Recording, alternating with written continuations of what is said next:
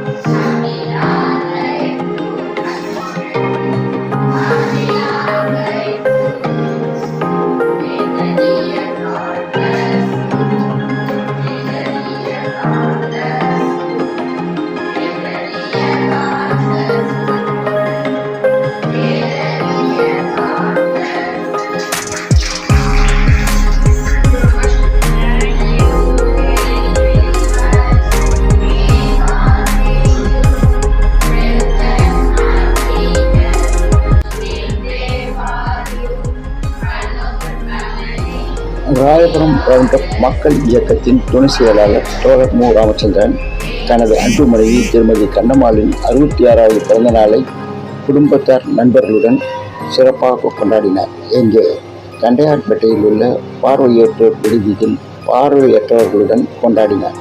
Cake வெட்டாமல் நடந்த இந்த இனிய விழாவில் பார்வையற்றவர்கள் அனைவருக்கும் அசைவ உணவு பரிமாறப்பட்டது.